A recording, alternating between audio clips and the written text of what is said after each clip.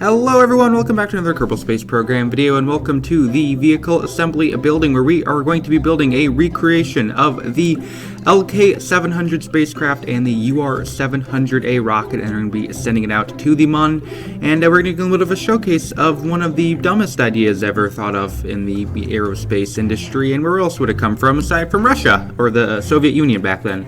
So, yeah, right now I'm just experimenting with some designs for the LK700, which is the spacecraft, the lunar craft, I believe that's what it stands for. I do end up changing this design because I don't have having enough Delta V there, just putting some fuel tanks in there now. Yeah, so basically, there were two big proposals for, in Russia, or in the Soviet Union rather, to get to the Mun, to, you know, in the space race, to beat the Americans in the space race. There were two main proposals for the Russian Moonshot rocket / spacecraft, and those were the N1 and the UR700A, which is what we're looking at right now, or this is the LK700. It's a direct descent lunar mission, which means that you don't do any sort of rendezvous in low moon orbit. So you basically go, you land, you take off, and then you just go straight back. There's no sort of rendezvous or anything, so your return stage is the same as your lander. So they're all kind of, it's one thing. So what I am building right now is the ascent stage, or just finished building it, the ascent and return stage, and then what we're building right now is the second stage. This is the landing stage. I'll put a picture up right now of what it actually looks like. This is from Astronautics. Yeah, so that's basically the diagram I was going off of. So yeah, you know, it's kind of vague. There's not entirely sure what's there, so I don't know if these antennas and batteries are actually completely accurate. But I mean, it's Russian, it's messy, so I just kind of chucked some stuff on it. And then below that is the transfer stage, which is how you get out to the Mun, or this is the circularization stage rather, the orbital insertion stage around the Mun. So this stage will circularize us around the Moon, and also do our deorbit burn. So this thing will be staged and crashed into the Mun as well. After that is the there's going to be two side cores, which they're going to serve as the translunar injection stages, basically.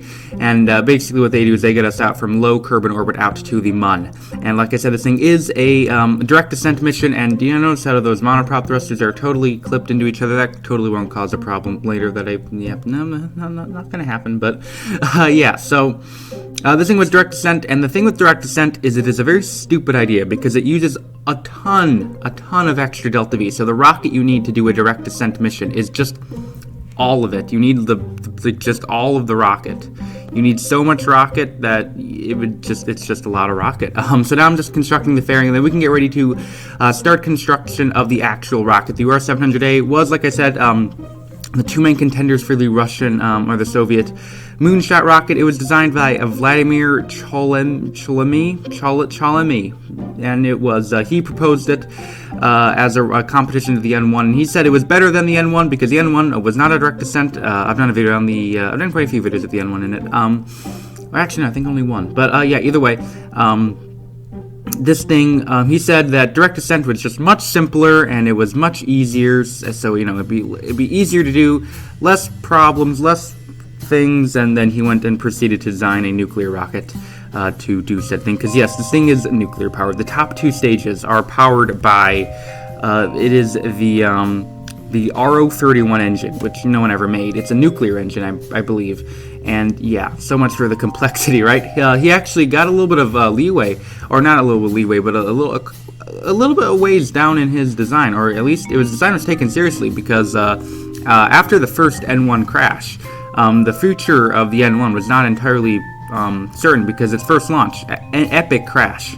And that was his opportunity to kind of get his thing there, but the N1 people managed to convince the Kremlin that they were acceptable.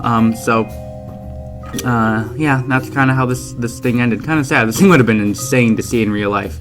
So I've just made the top two stages now, and now I'm building the bottom boosters. This is where this rocket gets a little weird. I'll throw a picture on screen as well of this one. This is from Russian Space Web, this picture. It's Russian Space Web. Russian Space Web is a great website. I'll link the article that I used. I'll link all my sources in the description if you guys want to read up. It's actually quite a critical rocket. So the way this works is it is an onion staged-esque type of a thing. So we have these 3 boosters on the bottom, which are powered by RD270 engines, which is with the same engine as the N1 bottom stage.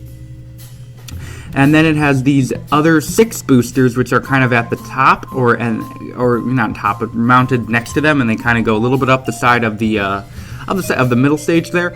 And basically, what those do is those are onion staged away. So the way that works is those 2 boosters will fill up the center 3 boosters. So the center 3 boosters will remain topped off during the entire duration of the outer boosters burn. So when the outer boosters run out, they will stage away, and then the center boosters will be full of fuel. So now I'm just making a nice little aerodynamic fin. I believe the website calls it a aerodynamic stabilizer. So yeah, Russia or Soviet Union. I keep calling it Russia. It technically was the Soviet Union then.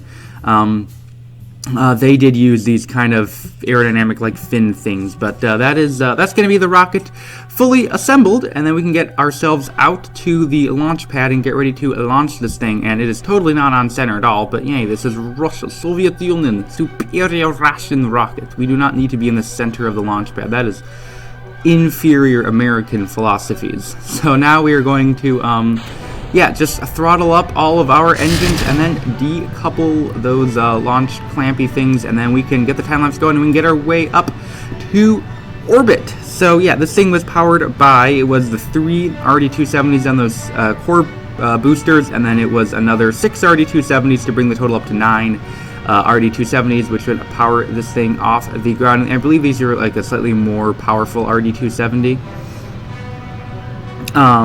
Because the N1 had it might have been like a 4-chamber or version. I'm actually not totally sure, because I believe the RD270 is a 4-chamber engine. Either way, you'll give me the article. It's interesting. Yeah, so we're doing a very, very steep ascent profile with this thing. Like, actually probably a little bit too steep, but either way.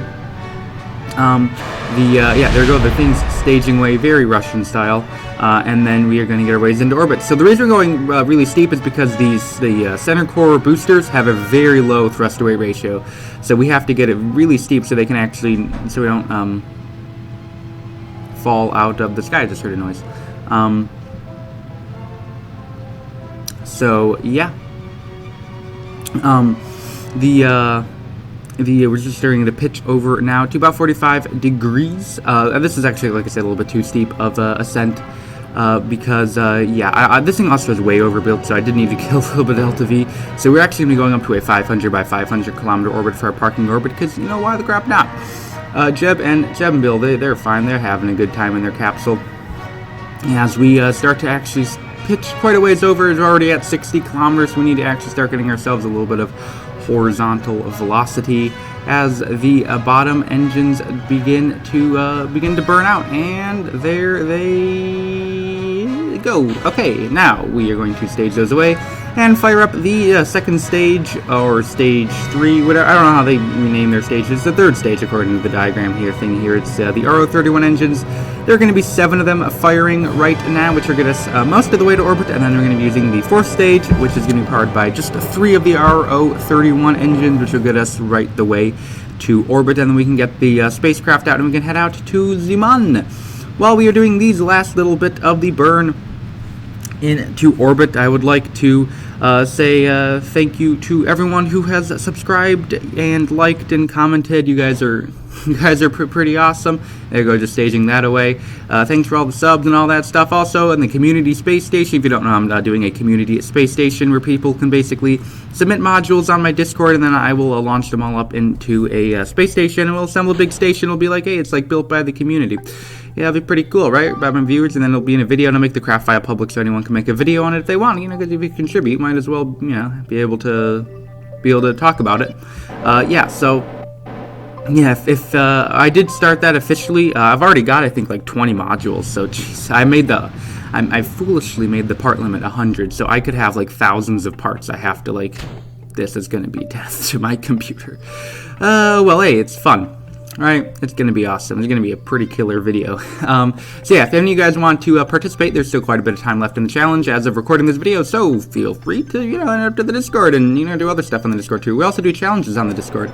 I'll talk a little bit more about that later, because I actually want to talk about something and highlight someone who did a really good job on my challenge.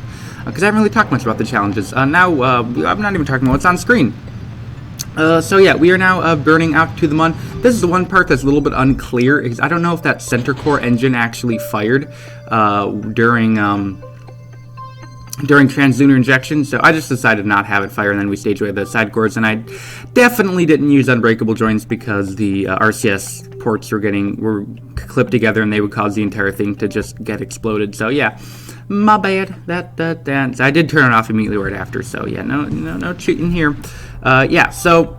And now we're going to get into a polar orbit, or a slightly polar orbit, not completely polar, because I want to stay on the daytime side during our landing. So I just try to get a little bit inclined just to stay on the daylight side.